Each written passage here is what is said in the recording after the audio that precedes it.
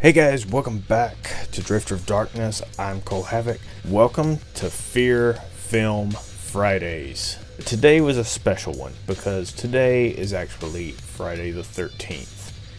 And in commemoration, I'm wearing a Friday the 13th shirt, the only one that I actually own. Today, as you can tell by the title, the movie that I'm going to be reviewing is actually called Sacrilege. At first glance, you're going to think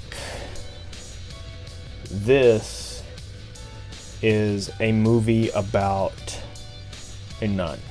Something like The Conjuring 2 or the new one coming out, The Nun, or even the old movie that was like 10 years ago called The Nun, something along those lines.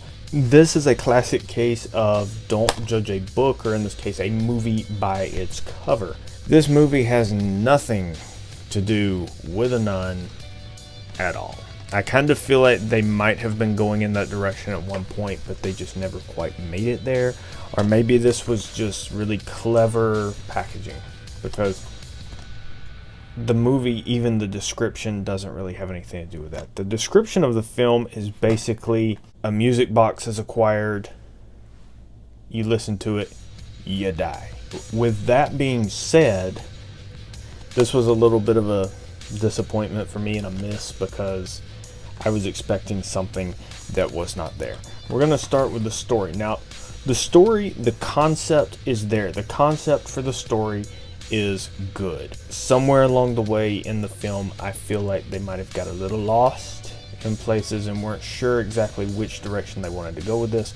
I felt like they had too many ideas for the story. It wasn't as straightforward as it probably needed to be. They tried to encompass ghosts, and then they tried to encompass demons and all kinds of different elements into the same story, and then there was like this semi-possession but not really possession.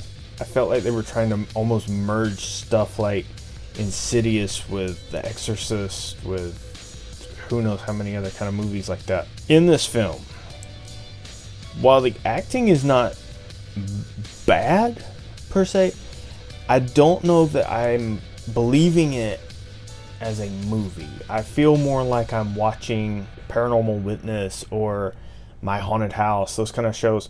It kind of has that kind of a feel to it. Like, they're good actors, but do I believe it is they're scared and in this kind of story? Probably not. This doesn't mean that they're bad actors.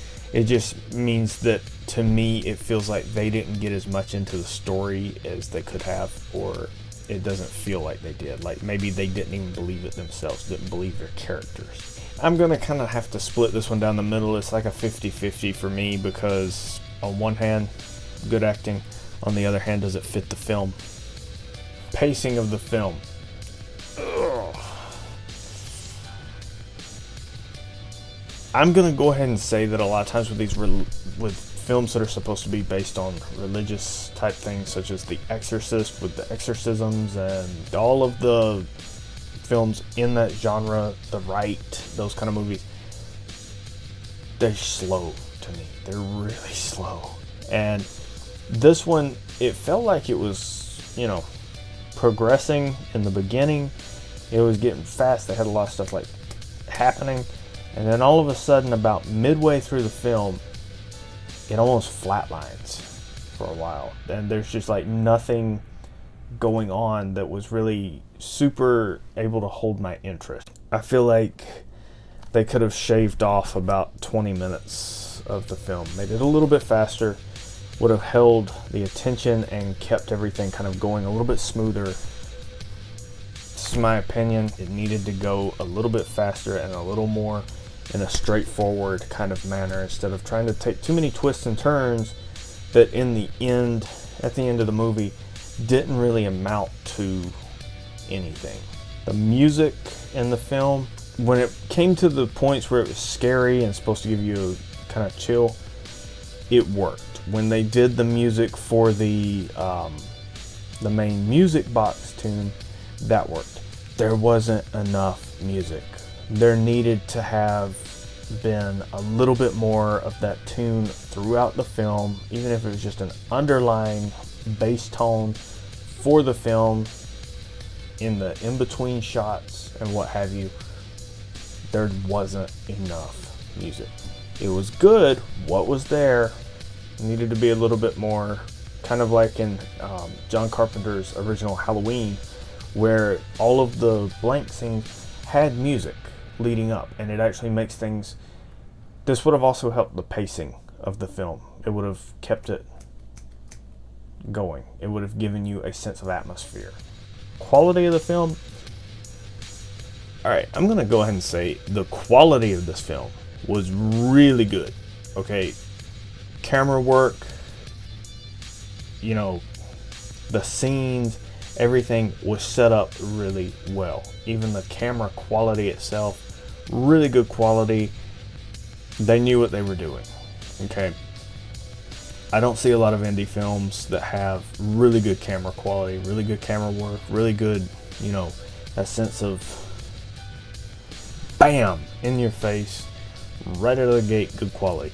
So yeah, this one, top notch on that. It's decent, it's okay, it's not something. I think maybe if I had gone into it knowing it was strictly a Dybbuk box film and not anything to do with The Nun, because I kept waiting for that kind of, thing to happen, I think I might have felt a little bit different about the film. I would have gone into it differently and maybe had a little bit different review, outcome, thoughts. Thank you guys for watching, and if you don't mind, if you could please smash that subscribe button, hit that like button, click that little bell notification so that you can see all the new content that I put up. I've got a lot of stuff coming in the next couple of months, so be sure to stay tuned. This has been Fear Film Fridays on Friday the 13th, July 2018. Thank you guys for watching. I'm Cole Havoc. This has been Drifter of Darkness.